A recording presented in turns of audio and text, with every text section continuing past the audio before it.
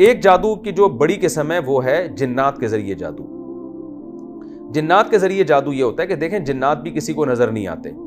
جنات کیا کرتے ہیں کہ آپ جو ہے نا جنات کو قابو میں نہیں کر سکتے, جنات کسی کے قابو میں نہیں آتے, لیکن جنات میں جو برے جنات ہوتے ہیں ان کی خواہش ہوتی ہے انسان کو نقصان پہنچانا. تو بعض لوگ یہ کچھ ایسا تجربوں کے بعد ایک ہنر سیکھ لیتے ہیں, یا ہنر بھی اس کو ہم نہیں کہہ سکتے بلکہ یہ چیز بھی کوئی بھی کر سکتا ہے, کوئی ہنر نہیں ہے. بعض دفعہ یہ ہوتا ہے کہ آپ جو شیاطین جنات ہیں ان کو خوش کرنے کے لیے کوئی ایسا الٹا کام کرتے ہیں, انتہائی خطرناک اور انتہائی بھیانک کام, جس سے وہ شیاطین جنات خوش ہو جاتے ہیں آپ سے, اور پھر آپ ان کو ایک میسج دیتے ہیں. اس میسج دینے کے مختلف طریقے ہوتے ہیں. وہ میسج دیتے ہیں جس کے فلاں کو نقصان پہنچانا ہے یا فلاں کا جو ہے وہ برباد کرنا ہے وغیرہ وغیرہ. تو وہ پھر کیا کرتے ہیں, جنات کو جب وہ میسج دیا جاتا ہے تو وہ جنات جا کے وہ کام کر کے آ جاتے ہیں. اس کی مثال ہے جیسے بعض لوگ کیا کرتے ہیں, جو مرغی کے چوزے ہوتے ہیں ان کو زندہ دفن کر دیا مٹی کے اندر. ابھی ایک بڑا وحشیانہ کام ہے, اس سے شیاطین جنات خوش ہو جاتے ہیں, کیونکہ وہ جن تو اصل میں شیطان ہے, وہ تو چاہتا ہے کہ انسان کفر کا راستہ اختیار کرے. یا معصوم بچوں کی ہڈیاں نکال لی جاتی ہیں جو مردے ہوتے ہیں, یا ان بچوں کا گوشت کھایا جاتا ہے, یا گندگی میں رہا جاتا ہے. ہر وہ کام جو انسان کے کرنے کے نہیں اور انتہائی وحشیانہ. اس میں بعض بدبخت یہ بھی کرتے ہیں کہ قرآن کو الٹا لکھتے ہیں, یا معاذ اللہ نقل کفر, یہ کہتے ہوئے بھی ڈر لگتا ہے قرآن گندگی سے لکھنا شروع کر دیتے ہیں, خون سے یا گوبر سے, معاذ اللہ, اللہ بچائے ایسے جرم سے. تو اس سے کیا ہوتا ہے کہ شیاطین جنات بہت زیادہ خوش ہو جاتے ہیں. تو پھر آپ ان کو ایک میسج دیتے ہیں. اس میسج دینے کے طریقے مختلف ہوتے ہیں. بعض دفعہ اس شخص کا پتلا بنا کے اس کا نام لکھ کے جو ہے وہ اس میں سوئیاں چبو دی جاتی ہیں, جس سے جنات کو یہ میسج ملتا ہے کہ اس شخص کو ہم نے اس طرح سے تکلیف دینی ہے. اب یہ تو جادوگروں کا شعبہ ہے, اس گندگی میں وہی لوگ پڑتے ہیں. تو اس کا نتیجہ یہ نکلتا ہے کہ جنات پھر آپ کے اس میسج پر عمل کر کے اس شخص کو تکلیف دینا شروع کر دیتے ہیں. تو یہ بھی ایک طریقہ ہے. اس میں وہ تکلیف تو نظر آ رہی ہوتی ہے, لیکن اس تکلیف کا سبب آپ کو نظر نہیں آ رہا ہوتا, کیونکہ جنات نظر نہیں آتے.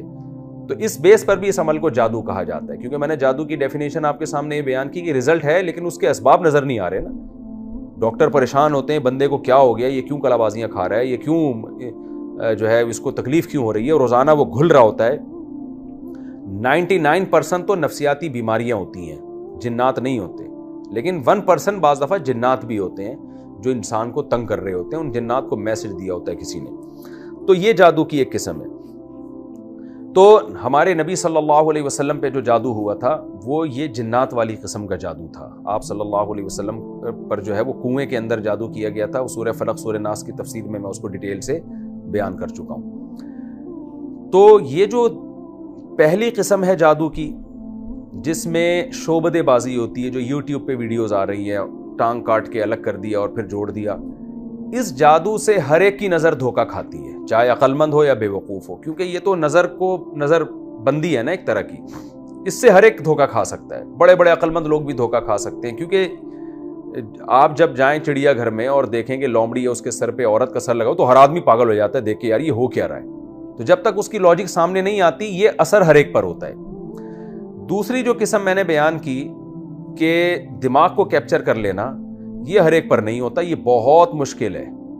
یہ انہی پر ہوتا ہے جو بے وقوف ہوتے ہیں اور انفعال, ان کے اندر قوت ارادیہ کو سے متاثر ہونے کا مادہ زیادہ ہوتا ہے. تبھی یہ عورتوں پہ زیادہ اثر ہوتا ہے اس کا. وہ لوگ جن کا مضبوط کانفیڈنس کے مالک ہوں, مضبوط قوت ارادیہ ہو, ان کو آپ جو مرضی کروا دیں ان کو یہ اٹھ پٹانگ چیزیں نظر نہیں آئیں گی کبھی بھی.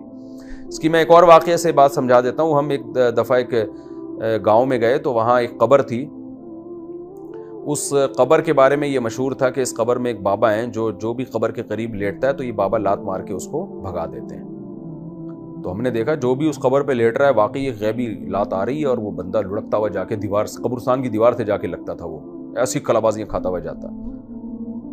تو ہم نے کہا ڈرامے بازی ہے, یہاں شیاطین ہیں جو دھکے مار رہے ہیں, تو جس آدمی کی قوت ارادیہ مضبوط ہوگی اس پر شیاطین کا اثر نہیں ہوگا. تو ہمارے ایک طالب علم تھے, بہت ہی چھوٹا قد, دبلے پتلے سے, وہ لیٹے تو ان کو کچھ بھی نہیں ہوا. پھر میں لیٹا, مجھے بھی کچھ بھی نہیں ہوا.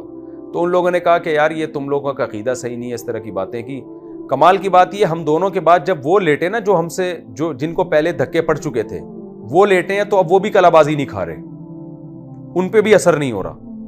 تو وہ اٹھ کے ہمیں کہنے لگے تم لوگوں نے پتہ نہیں کیا کیا، یہاں پہ بزرگ کی کرامت کی ختم کروا دی، تمہاری نحوست ہے. ہمیں گالیاں دینا شروع کر دی، انہوں نے برا بلا کہنا. ہم نے کہا یہ کوئی کرامت ورامت نہیں ہے، اصل میں یہاں شیطان ہے، شیاطین یہاں ہیں، جنات ہیں.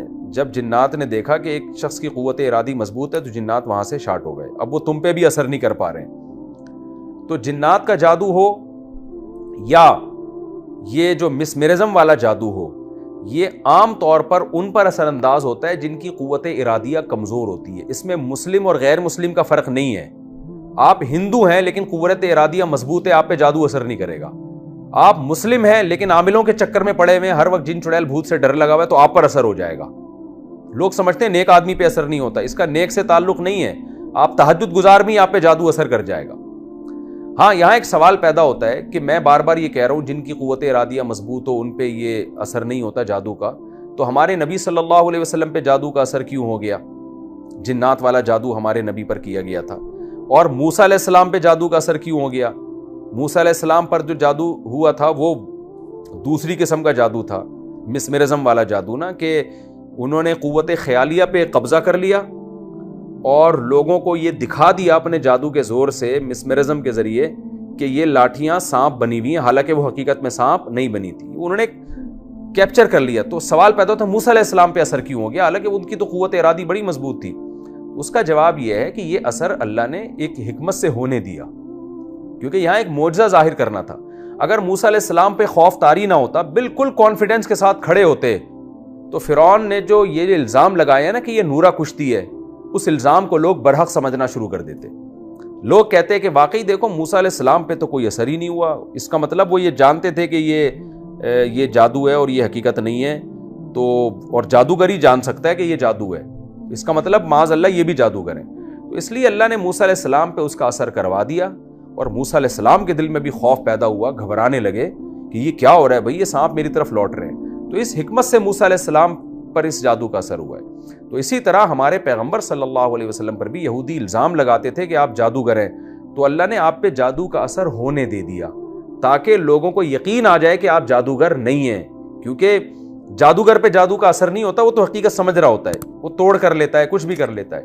تو یہ حکمت تھی، ورنہ جادو اتنے آرام سے نہیں ہوتا جتنا لوگوں نے فرض کر لیا. نہ کسی پہ جنات بھیجنا اتنا آسان ہے، نہ کسی پہ مسمرزم کرنا اتنا آسان ہے. آپ کی قوت ارادی مضبوط ہے تو یہ چیزیں اثر نہیں کرتی ہیں.